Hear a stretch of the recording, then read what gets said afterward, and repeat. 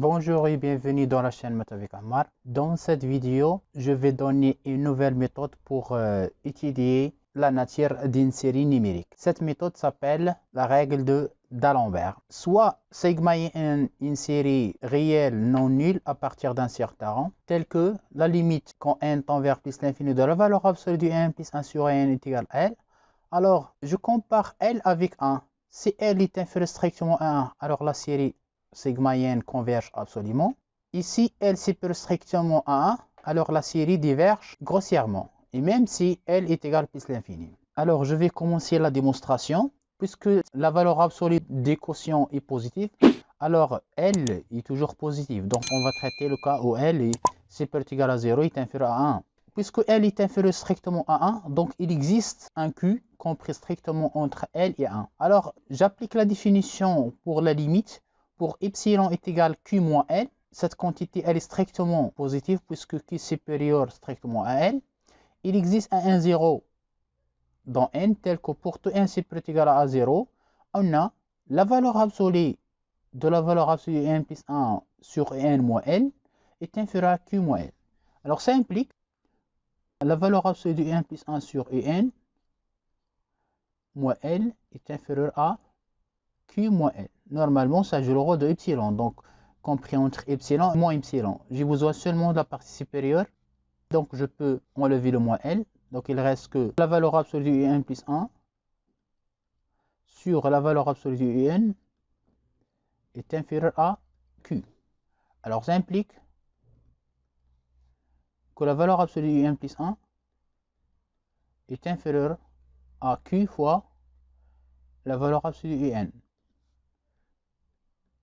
Donc la valeur absolue de n est inférieure à Q, la valeur absolue de n moins 1.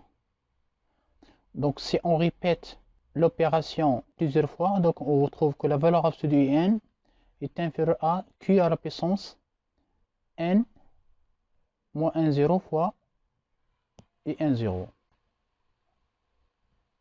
Donc la valeur absolue de n est inférieure à Q à la puissance n fois Q à la puissance moins 1 0 fois la valeur absolue de n 0. Donc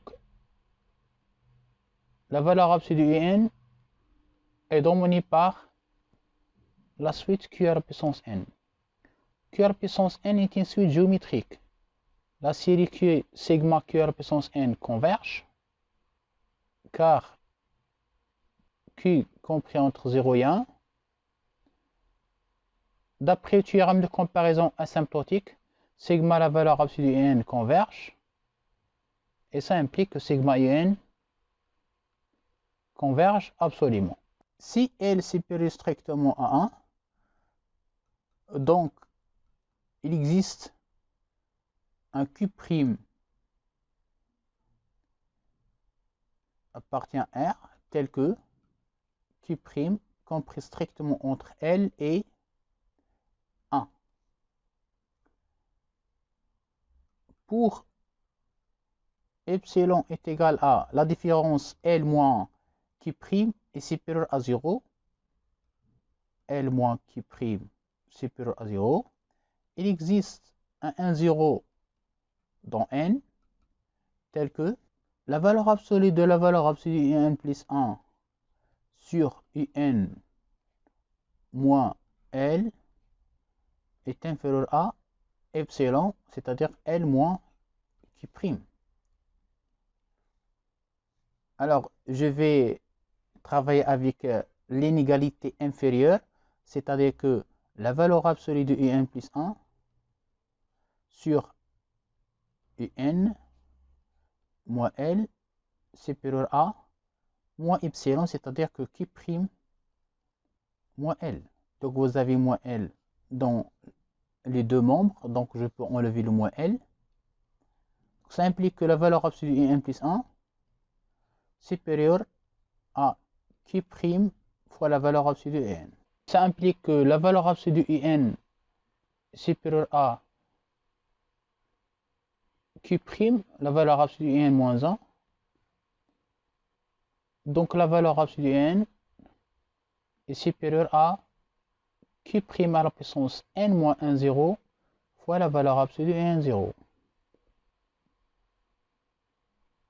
Or, Q' est supérieur à 1, donc ça implique que la limite quand n tend vers plus l'infini de Q' à la puissance n est égale à plus l'infini.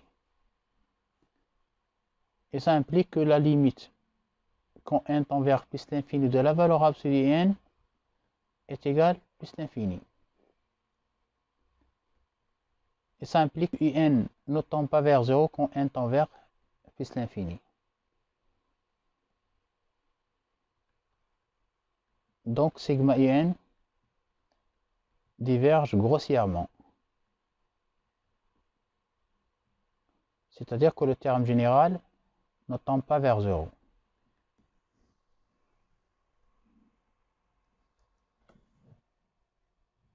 Le cas où L est égal à plus l'infini, j'applique seulement la définition. Il existe un 0 appartient à n, tel que pour tout n supérieur ou égal à 1, 0, on a la valeur absolue de un plus 1 sur un est supérieure à 1.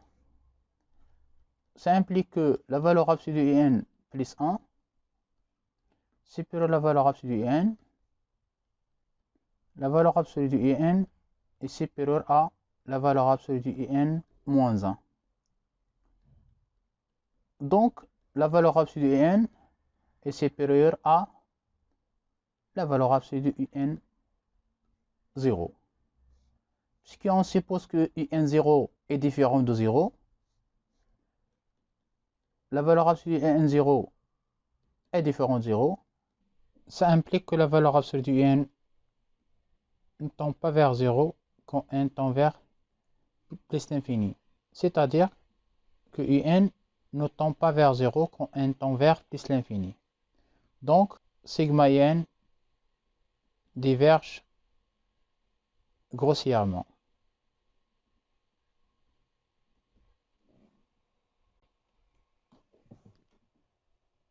Voilà, c'est la fin de la démonstration. Je vais donner des exemples. Exemple 1. La série sigma 1 sur n factoriel est une série convergente vers le nombre e. C'est une série convergente car j'applique la règle d'Alembert. On a la valeur absolue de 1 sur 1 plus 1 factoriel sur 1 sur n factoriel. Ça est égal à 1 sur... Le terme général est positif. Donc c'est 1 plus 1 factoriel fois n factoriel. Donc on va simplifier. Ça c'est 1 sur 1 plus 1 fois n factoriel fois 1 factoriel. Donc en simplifiant par n factoriel est égal à 1 sur 1 plus 1. Et ça tend vers 0 quand n tend vers plus l'infini. Or, 0 est inférieur à 1. Donc d'après la règle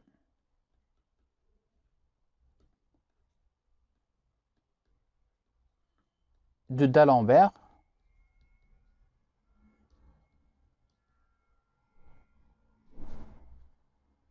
la série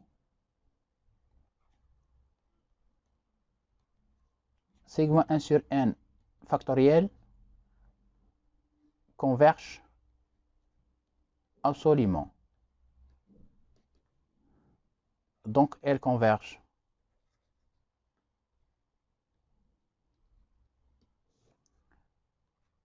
Exemple 2, soit la série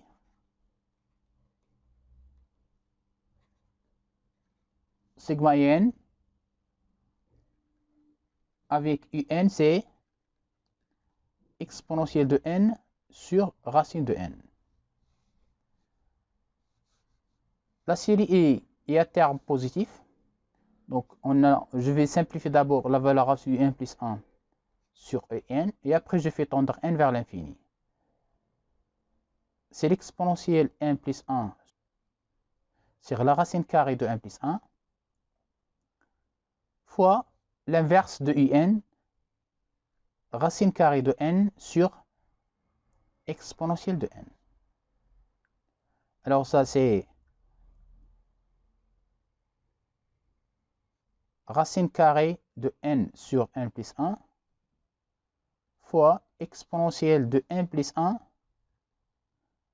moins n. Donc ça c'est racine de n, racine carrée de n sur n plus 1 fois e. N sur n plus 1 tend vers 1 lorsque n tend vers l'infini. Donc ça tend vers e quand n tend vers plus l'infini. Donc je compare avec e avec 1. Puisque e est supérieur à 1, la valeur, une valeur rapprochée de e c'est 2,71, supérieur strictement à 1. Donc, d'après la règle de D'Alembert,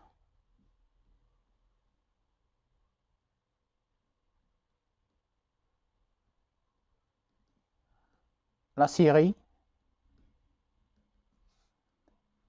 sigma in diverge grossièrement. Grossièrement, c'est-à-dire que le terme général ne tend pas vers 0. Troisième exemple,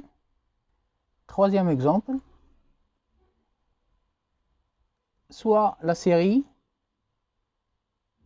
sigma moins 2 sur n fois 4 à la puissance n.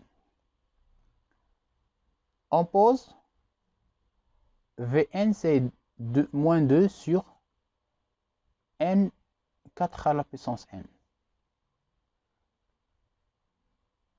Pour tout n supérieur ou égal à 1, puisque la suite Vn est définie à partir de 1.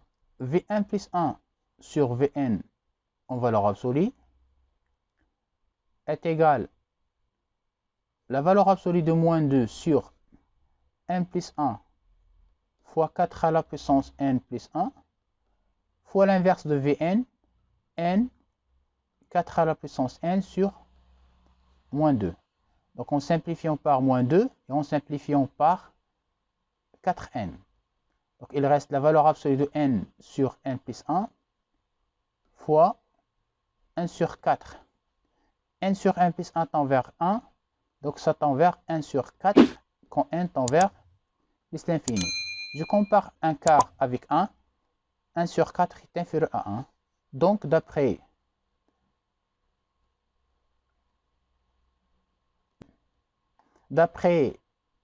la règle de D'Alembert, la série sigma moins 2 sur n 4 à la puissance n converge absolument. Donc elles convergent.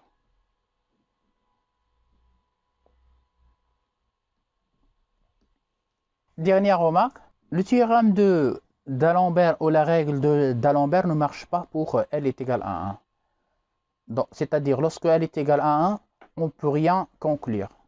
Par exemple, sigma 1, le terme général est constant, est égal à 1. Cette série, on sait déjà que cette série, elle diverge puisque le terme général ne tend pas vers 0.